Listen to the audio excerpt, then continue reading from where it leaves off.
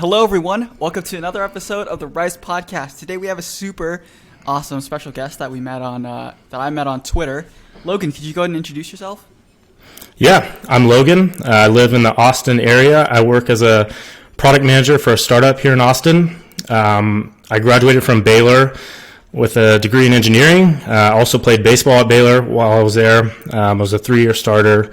Had a good career. Won some cool awards there. And I've been working for almost 7 years now. And yeah, taking this journey, trying to figure life out. That's awesome. Johnny, so let me give you some background as to how I met Logan. Okay. There's this podcast that I love listening to. It's called the My First Million podcast.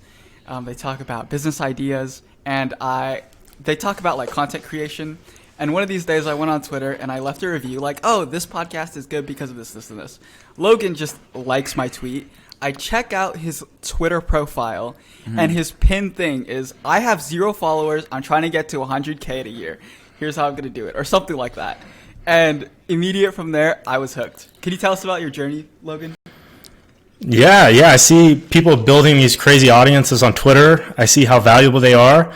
And I just wanted to see if it was possible. You know, there's a ton of gurus out there selling you courses to go from 0 to 10,000, 100,000 followers. And I just wanted to see if it was possible, see if I could do it, see if I could create content compelling enough to get people in and interested in my journey and my content.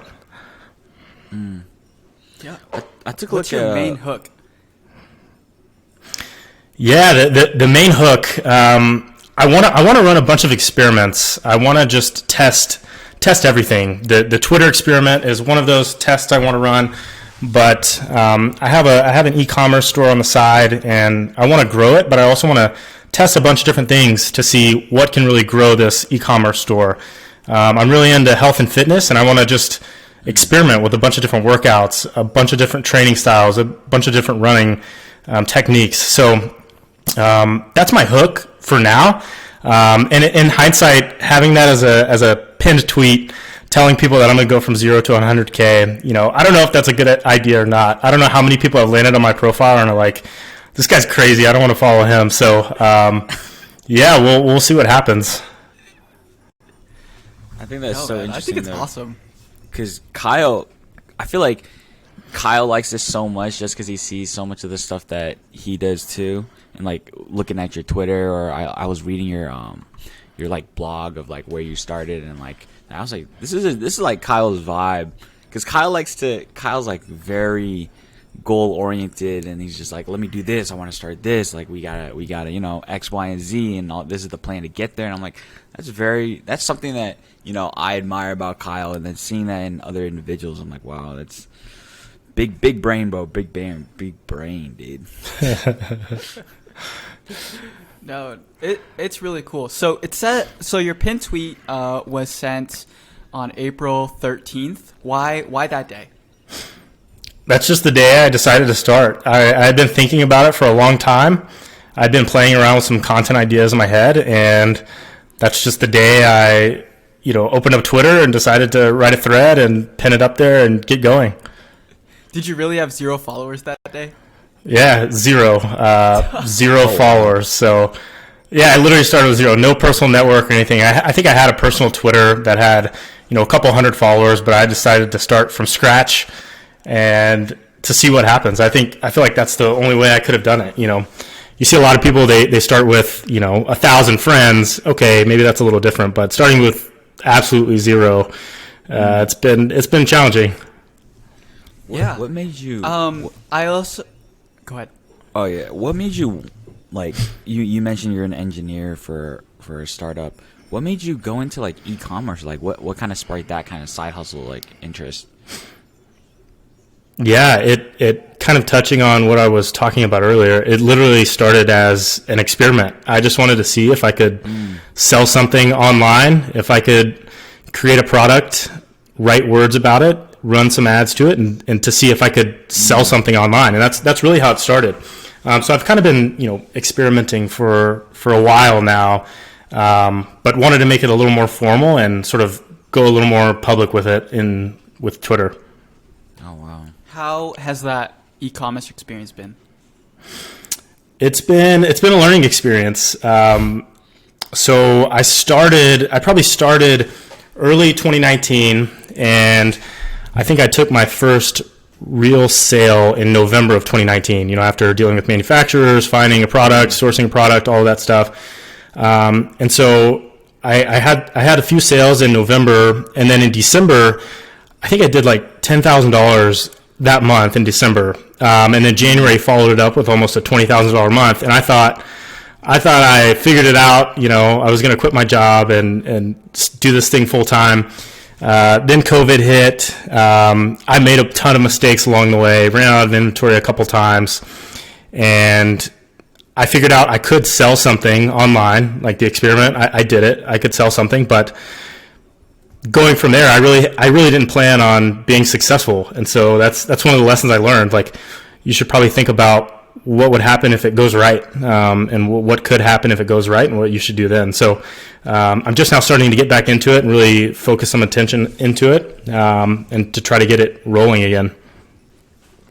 Sure. How much has the time investment been to try to grow this e-commerce? Did you spend, nights, weekends?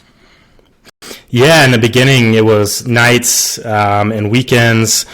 So I'd say the first probably 6 to 15 months was nights and weekends, just kind of working on it. It wasn't like a full-time thing, maybe 10 to 30 hours a week.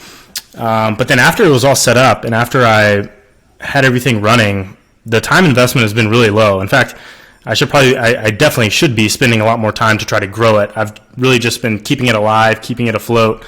And so now there's not a huge time investment, but as I start ramping back up and doing some growth things, there's going to be a little more time involved for sure.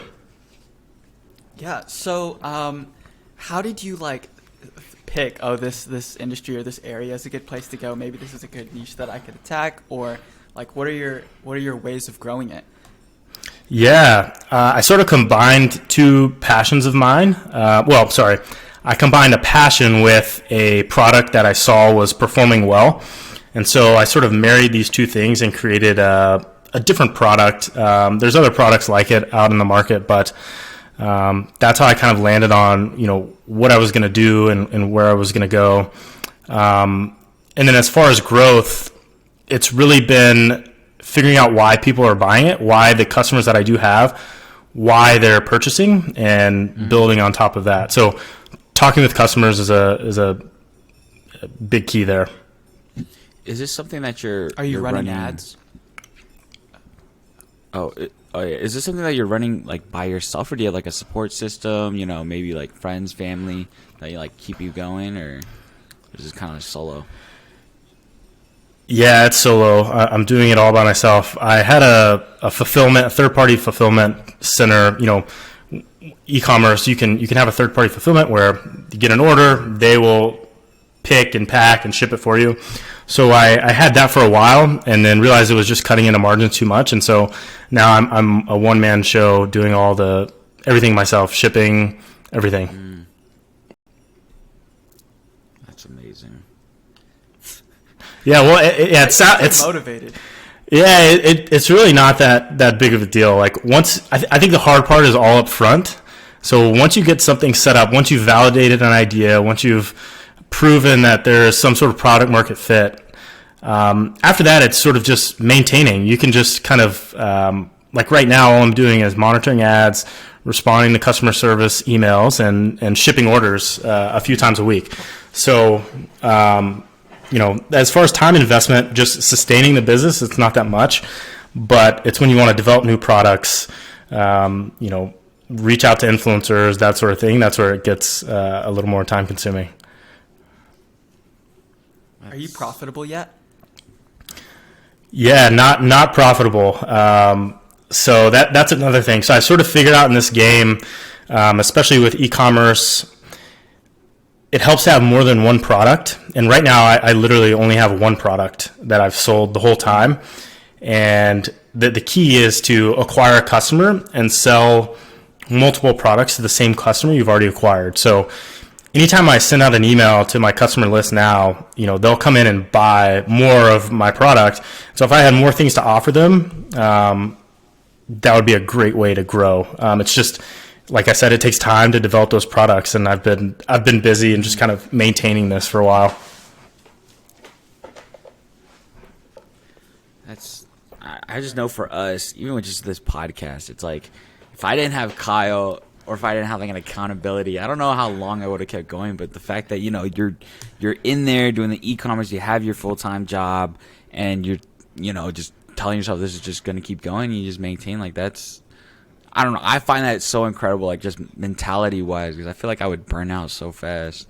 But that's that is, especially when you're not profitable, or like you're like just going through the process, like, don't you get discouraged? Like, how do you fight that? How do you like tell yourself like long term this is gonna work, or this is where we're going, and like trusting in yourself to keep going? Yeah, it's definitely discouraging, especially since I haven't made a dollar from it. I see the revenue, and then I see how much I'm spending on other things like ads or inventory, and it's hard to keep going. So I've actually given myself a deadline to invest more time in it to make it profitable, and if I don't, I'm going to kill it because maybe I'm the idiot for continuing this thing for a year or 2 years and it not being profitable. Like, it's probably not a great use of my time. I could probably be doing something else, and so I sort of figured that out, and I'm gonna. That's part of the reason why I'm doing this on Twitter and with the newsletter and that sort of thing, to give myself some of that accountability that you said you have on the podcast. Right. I don't know, man. That's awesome. I am going to follow you and see your growth here. Yeah, definitely. It could be pretty bad. It could be pretty embarrassing at the end if I have like 1,000 followers at the end of the year, but who knows? No. Hey, I'm all about the journey. If it's the journey and you're liking the journey and you can learn something from it, I think it's more than well worth it. Yeah, that's what I'm hoping. Do you have any like authors, books, like business figures that you admire, that you kind of like strive to be like? Role models? Yeah, so right now I'm binging on that My First Million podcast. Sam Parr and Sean Puri, they're pretty awesome. But other than that, it's like the OG Tim Ferriss, huge fan. MJ DeMarco, I don't know if you guys have ever heard of him. The Millionaire Fastlane, Unscripted. Highly recommend reading Unscripted. It's awesome. It'll have you. It'll make you want to go start something and continue something. Those are kind of some of the people I really enjoy following. Okay, I kind of want to pivot this conversation a little bit, Logan. In the beginning, you mentioned that you're a project manager, right, for a startup? Product manager. Oh, product manager. Okay. Yeah. Product manager for a startup. Why did you decide to go work with a startup instead of a big company? Yeah. So I worked for a big company before this. I worked for Facebook, now Meta, before this role. And great company. They take care of you. Great benefits, obviously. I mean, it's a great company to work for. And I learned a ton. I saw how big tech operates. I was surrounded by really smart, motivated people. But I just wanted a little more. I wanted a little more skin in the game. I wanted a little more responsibility, and I really wanted to prioritize growth and learning. And so that's why I decided to take this startup role. Do you feel like you've definitely learned that, or you learned a lot more being in a startup? Definitely, yeah, 100%. I feel like I was thrown into the deep end, and I've just been struggling to tread water, but it's been great. It's a great learning experience, and seeing how small companies operate and establish product market fit, and operating a small company is no joke. It's a challenge, and so I've learned a ton on this journey now. So how do you balance your time doing what you're growing on Twitter, your e-commerce, and your startup? Yeah, I think systematizing as much as you can is extremely valuable, and so there's certain hours where I am completely on with my role at the startup as a product manager, and then there's times where I'm off of that and I'm focusing on my own thing, trying to grow on Twitter, doing my own thing. That's definitely challenging at times. The role I'm currently in can be a bit more demanding than that and demand a few more hours, but that's kind of how I think about it. And I try to automate as much as I can with Twitter. I schedule my tweets. I have content planned out for a while, and that's sort of how I'm thinking about it at the moment. Okay, could you give an example of? You mentioned like scheduling out your tweets, but how else have you systemized? Like, for example, I could give an example for me. So yeah, when I wake up, right, like I wake up at a set time, and I still wake up that way during weekends, no matter how late I sleep. And I already have like all my workout stuff already outside, so I can't go back to sleep, right? That's just like, one of those simple self-learned, systemized stuff. And then for scheduling stuff too, whenever I have an idea, I just jot it down in notes and then I schedule it, right? So could you give some examples of what you do for your system? Yeah, good for you. I also I'm an early morning workout guy, so I do the same thing. I have my clothes set out, ready to go, wake up super early. So I try to keep every day looking as close to the previous day as I can. So once you can get in that routine, so like waking up to work out, for example, if you can do that every day, like you said, even if you stay up late, your body, you're going to wake up early. You're just going to kind of be on autopilot there. So I'm trying to think of a little more, concrete example. Something I've been doing lately, I'll write down the 5 things that I absolutely have to accomplish during the day. So no matter what, write down these 5 tasks, these 5 things, and my day is not over until I complete those things. And you'd actually be surprised at how difficult that is to do, to hold yourself accountable to those 5 tasks. They could be small, simple, but you kind of see what separates people, because most highly successful people will just crush those tasks. They'll just run through them and do them, and run through a brick wall if they have to accomplish them. But it's a lot harder than it sounds. You have the best intention when you write them down. You're like, oh, I'm going to crush these. This is super easy, but so many things get in the way throughout the day. So, that's an example of something I've been trying lately. It's funny that you mentioned that. Right here, I have weekend to do. I wrote this on Friday. What do I have? Like 6 things on here. None of them are checked off. It's hard. It's so hard.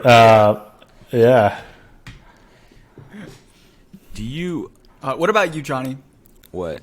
Just systems? Yeah. How are your systems going? Do you still wake up early in the morning? I do. So every day I probably wake up no later than 6. Just because like classes start like by 7, or if I go to the gym. If I do go to the gym, it'll be around 5, so I could work out from 5 to 6, shower, eat, kind of get ready, and then go be at school by like 6:30, just because traffic or like walking around campus to the classrooms. Beyond that, systems.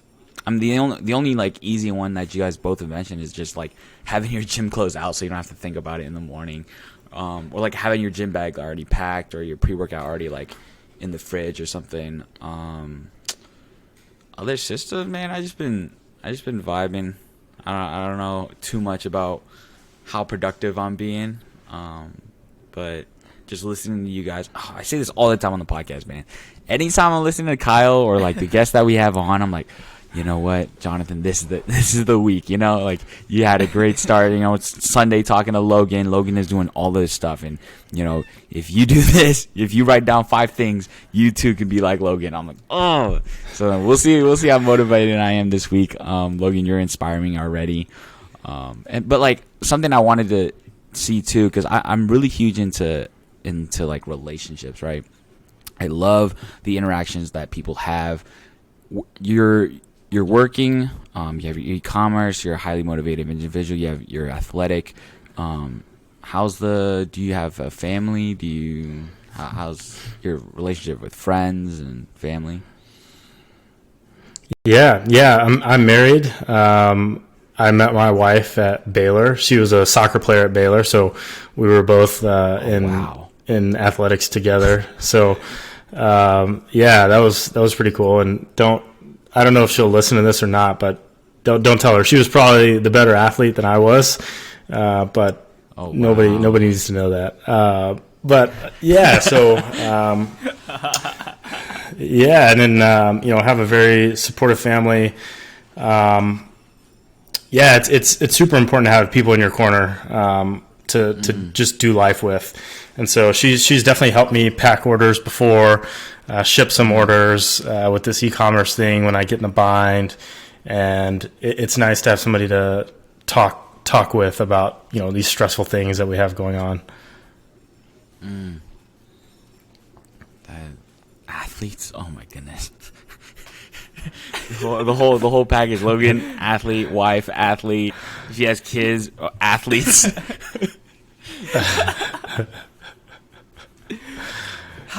Okay, this is something that I'm trying to work on. I've noticed I've spent a lot of time thinking about food, right? Like, let's make this like really practical. You seem like you've been sorting a lot of stuff out. At least from an output perspective, it looks like you're able to produce the output. Food takes a lot of time. Do you meal prep? Do you, how do you systemize? Do you buy? What's the thought process here? Yeah, I would say when I'm at my best, I'm meal prepping, Sunday, go to the grocery store, spend 3 to 4 hours cooking the week's worth of food, and then just eating those meals throughout the week. That's what's happening when I'm at my best, but that definitely does not always happen. And so something I've done that helps keep me in check is protein shake in the morning. That's just an easy win, easy go-to. And then lunch is just normally anything I can find, or I just won't eat because I'm just working through lunch. And then I'm struggling at this right now. So I just completed 75 hard, and I would say that's probably when I've been at my best. But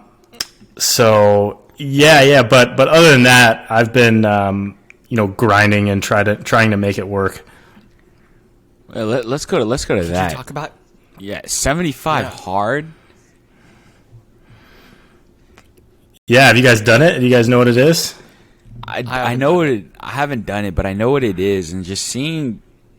I can see myself doing it for a couple weeks, but like the 2 45-minute workout, one of them has to be outside. Like, did you do the entire like how is that? And like, did you ever have to reset your 75, or you just kept you just didn't break it?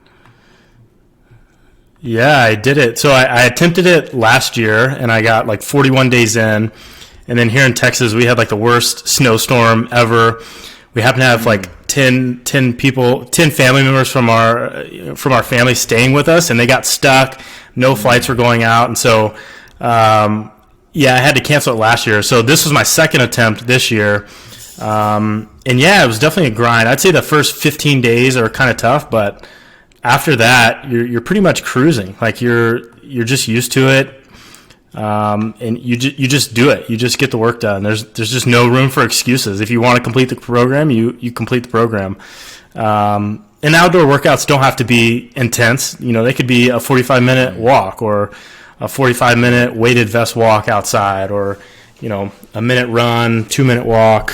Just repeating that. And so it was definitely a grind, and it was sort of eye-opening to what you can accomplish if you just do something for a ton of days in a row. Like after I was done, I was like, okay, what else can I do for 75 days in a row or 100 days in a row, and how far would that take me? So I would highly recommend doing it. Yeah, it's a pretty cool experience. Could you outline what 75 hard is? I know, like, I have a vague idea, but I don't know specifically. Yeah, so it's 2 45-minute workouts a day, as Jonathan said. One of them has to be outside, no matter rain or shine. Yeah, one of them has to be outside. It's drinking a gallon of water a day, following a diet, and the diet can be anything that you choose. So it doesn't have to be a specific, keto or low carb or anything like that. So you pick the diet, and you have to read 10 pages a day of nonfiction, which is not bad. And then the last one, you have to take a progress pic every day. And so that doesn't have to be a shirt off mirror pic, but it can be. It's just part of tracking the journey. So how was your journey? How was your progress? Did you notice big changes? Yeah, definitely noticed big changes, and noticed big changes outside of the fitness aspect of it. So I think I know I was more productive. I was definitely happier. I think my wife would tell you that I was definitely happier during those 75 days. More productive at work, and yeah, noticed huge changes, and the physical changes were amazing too. So at the end of it, I think my last day, to cap it off, I lifted weights in the morning, and then I live close to some trails, and I went and ran like a equivalent of a half marathon on these trails out here on the last day. And so that's something I never thought I would be able to do. Like I'm not a distance runner by any stretch. Like I can run really fast, but I'm no distance runner. And so yeah, I did it, and it just kind of shows you that if you do something consistently over time, things start to happen. Compounding takes over, and things start to work for you. Johnny just finished a half marathon. So Let's go. How'd it go? Bro, it is like I underestimated it for sure. During the training, like I talked about on the pod before, it's like the 10 miles, we would run a max of 10 miles. I didn't really take any breaks or water breaks because it just didn't feel too bad.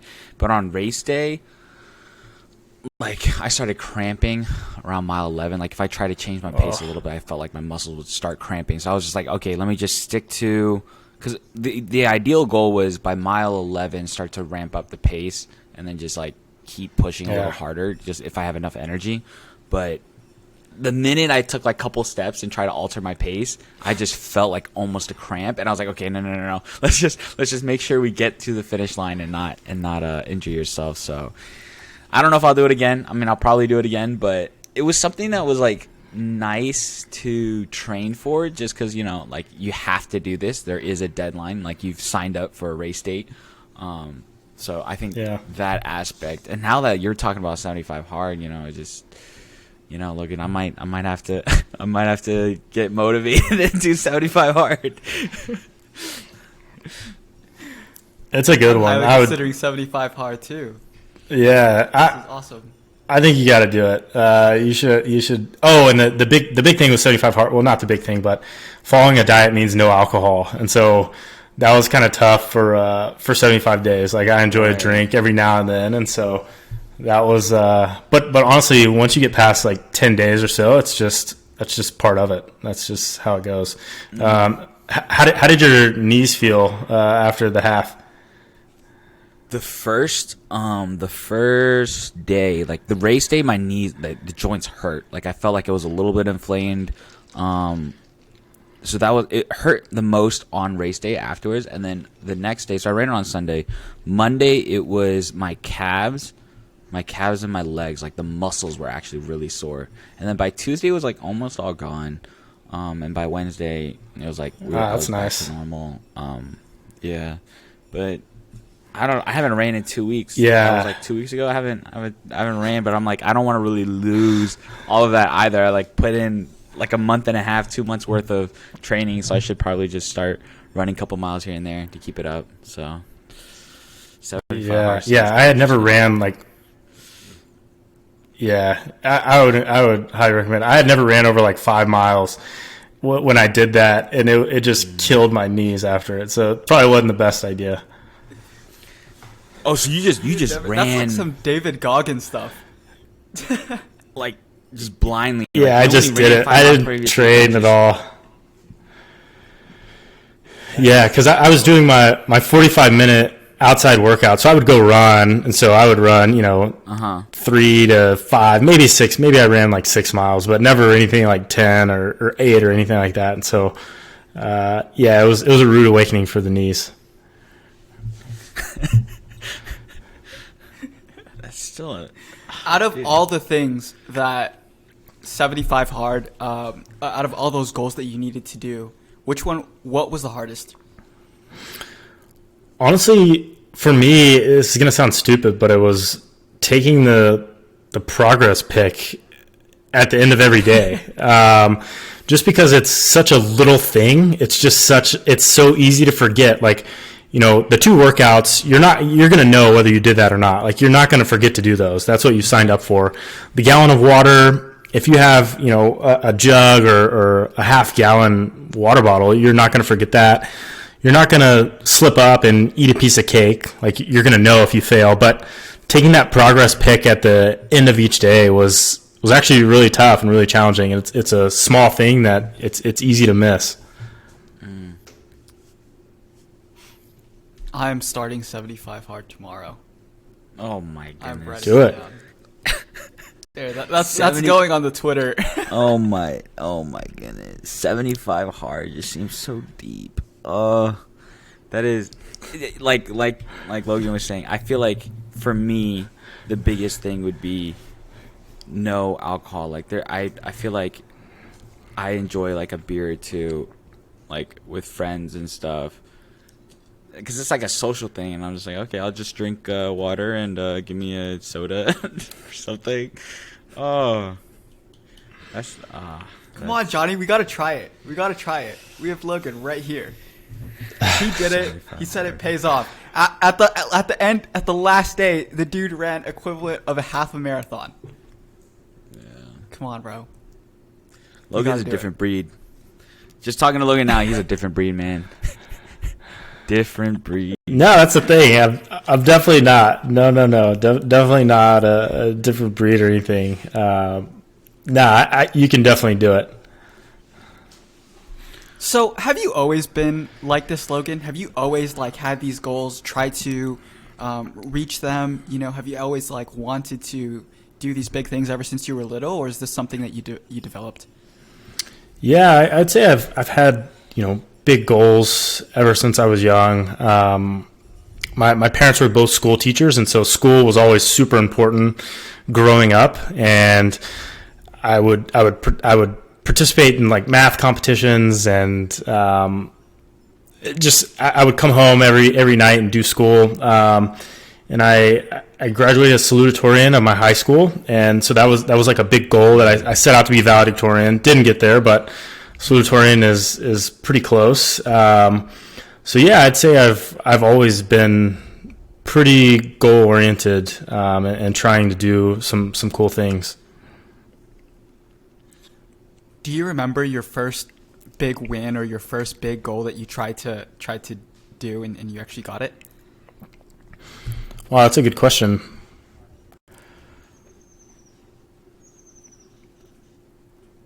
I think. While you're thinking, I could. Yeah. Go ahead. Yeah, I want to hear yours. So I grew up we grew up pretty poor, and we traveled from California to Georgia in a motorhome, my family and stuff. I was probably 6, and this was actually my first business opportunity. I picked up sticks and acorns, and I sold them for 10 cents a pop by going to each of the. It was just me and my brother. My brother was 4, I was 6. And I went to each of the motorhomes, and with this basket of sticks and acorns and a sign that said, 5 cents for an acorn, 10 cents for a stick. And I remember getting my first 10 cents, even though they didn't even need an acorn or like a stick, but that was for me. I was like, oh my goodness, you can make money. So that was pretty cool. But all right, let's hear yours, Logan.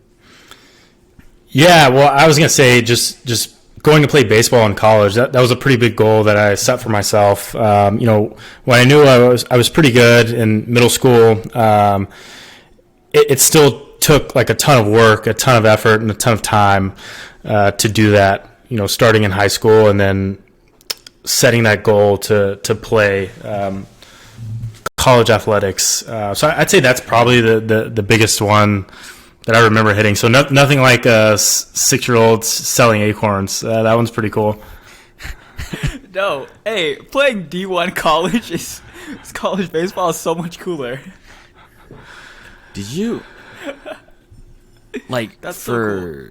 For college sports?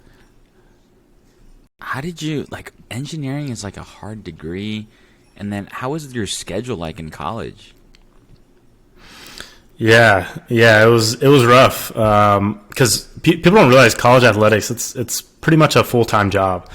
It's a full-time role. Like you're spending a ton of hours. So schedule looked like waking up, working out early in the morning, going to a team workout, grabbing food, going to class for 3 to 4 hours, coming back, practicing for 3 to 4 hours, and then some of the times you had like mandatory study hall to make sure that everybody's passing their classes, nobody becomes ineligible due to grades, and so that's what every day looked like. And then during the season, you would leave on a Thursday for a Friday, Saturday, Sunday series, and then you would get back late Sunday night and wake up and do it all over again on Monday mornings. And so it was definitely challenging balancing that degree with a demanding, baseball schedule. Did you aspire like playing D1? Did you want to go further after college, or was that like something that was on your mind, like you wanted to pursue this like professionally, or you were just thinking you wanted to be an engineer? Yeah, definitely. I had to make that decision. It was a really tough decision. So the way it works for college baseball, you can get drafted when you're a junior. So they can entice you with money to pull you out of college early, to pull you away from your senior year. And so if you get drafted as a junior, you have the opportunity to make like pretty good money in the form of a signing bonus. But as a senior, they don't give you any money, because to these Major League Baseball teams, it's like take it or leave it. You either take $1,000 and bus seat, or we'll just go find somebody else. And so going into my junior year, I had people telling me they were going to draft me pretty high, and then just had a terrible year at the plate, had a pretty low batting average for most of the year, and it didn't work out. And then my senior year, I had on the second day of the draft, three teams called, and they're like, hey, we're going to pick you up, we're going to draft you. It was like 5th to 11th round of the draft. And they told me, we'll give you $1,000, $5,000. And at the time I told them, I was like, I think I'm worth more than that. I'm sorry. I can't accept that. And so I didn't get drafted, didn't get picked up. So I can tell people I had people call me to draft me, but it doesn't seem super official. Like nobody, who's going to believe it? Everybody probably says that, right? Everybody's like, oh yeah, I could have gone pro. But it did happen. And I had some injuries. I had 2 surgeries on my wrist, and I had an engineering gig lined up that was, a pretty well-paying gig. And minor league baseball is tough. It's rough. It's you're living on a bus and you're eating hot dogs for a long time until you can potentially make it. Wow. So it was something more like you reached a certain point, and then you knew you were worth more, and you just kind of said you were just going to take the engineering route. That's so cool to be able to say, though. Like you've reached such a high level athletic ability for any sport, and then just that is, dude, Logan, you are You are the man. Have you? Thank you. Have you I tweeted appreciate about it. this? No, I haven't tweeted about it yet. I probably should, though. I feel like telling that story is probably pretty compelling. So I definitely should. I'd like to not, rely on some of those things and tell some of those stories, but at the same time, I feel like they're stories that need to be told. So I probably should. Good call. Because there's so many content right there. There's so many fascinating aspects to an individual. Kyle sent me your Twitter, and just looking through your Twitter, then looking through your blog, I'm like, oh wow, this guy seems pretty motivated. He seems, on top of project orient, project manager, product manager, and stuff. So I was like, oh, that's really interesting. But you mentioned how collegiate D1 baseball, and you and your wife, and then you're both athletes, and you've done 7500. There's so many back stuff that we're getting to. It's just so interesting. Wow, this guy has a lot of different aspects of his life that he balances and maintains while still being ambitious and productive. So that's impressive. Do you have primary people that are close to you that are also as ambitious or that keep you on track? Yeah, I've got a few people that I talk closely with, but that's kind of something that I'd like to explore more and just have more people be around more people that have done some of the things that I want to do, because like you said, Johnny, there's a bunch of interesting people out in the world. I could probably ask you guys some of the same questions and uncover a ton of interesting things about you guys. And so, yeah, I'd definitely love to explore that and get connected with more people that are doing some similar things. Hey, as your Twitter grows, you post those people are gonna come. You posted, I think this was a tweet that I saw you say, you're just waiting for compounding to take over. It's gonna come. I mean, I hope it's gonna come.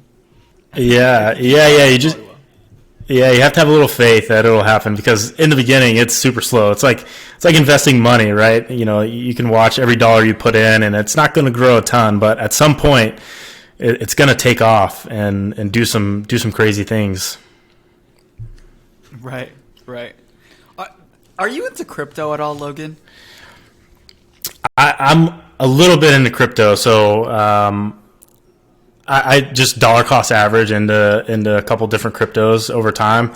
For me, that's the best way to do it. But the tech, I'm definitely into that. I think the tech is here to stay. It's gonna be something that sort of changes the way we think about internet and online interactions. Definitely. I'm sure you've seen the big Terra Luna story? Yeah, it's wild. Last week. Wild. Were you guys affected by it at all? No, I was not. Were you affected, Johnny? No, I got out of a lot of altcoins maybe 2-3 months ago, because I just figured just go into stable coins. So it's just Ethereum for me, and just Logan say, dollar cost average. If I see huge dips, I'll throw more money in slowly, because I just think that the Ethereum network is really good for long term. But I'm trying to avoid all the risky plays, man. I'm trying to avoid gambling. But that's my vice. I love gambling. I love just throwing money and just saying, if I just reading Wall Street Bets or something, if this could be me, one day this could be me. But yeah. Honestly, certain things, I don't know. Certain crypto things you could begin to think of as gambling. It's not far off. Yeah, it's pretty close.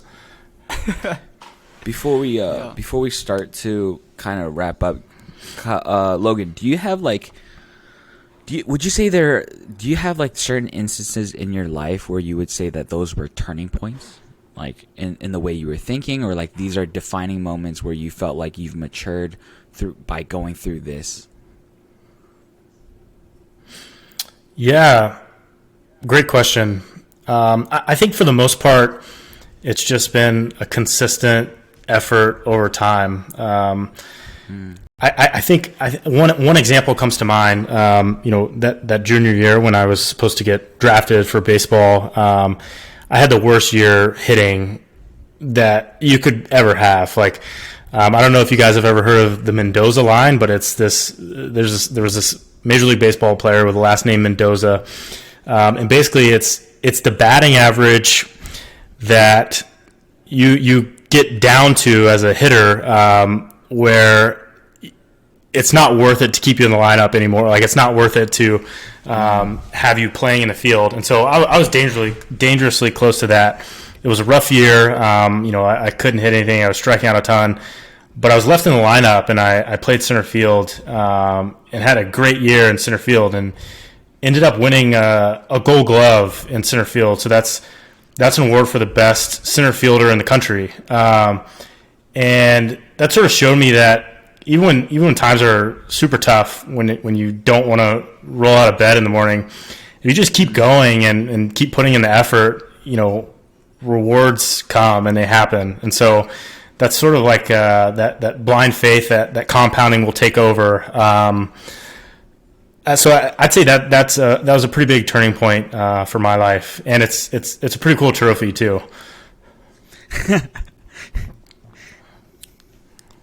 That's super cool. That is. Yeah. Oh my goodness. You could make that into a tweet, Logan. Yeah, for sure. I've got it planned out. Yeah, I've got it spec'd out and planned out. So I'll get there one day for sure. A lot of our fellow listeners are, around Kyle and I's age, where we're recently graduates, or we're in graduate school. Do you have any advice for people transitioning from either the undergrad to work life, or do you have any growing up advice for the young ones? Yeah, I definitely don't know it all, and I feel like that's something you learn as you get older. Like, nobody really has it figured out. So I'm a little older than you guys. I'm 29. I'll turn 30 later this year, and I would say just figure out what you want to be doing every day and why you want to be doing it every day, and craft a career around that. You want to play a game that you can keep playing and you want to keep playing. And so figuring that out is probably the most important. Figuring out what you want, what do you want to be doing every day, and then go find a career path that matches that.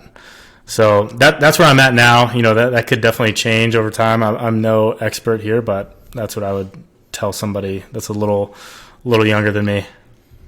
What about you, Kyle? Do you have any more inquiries from the great Logan Brown?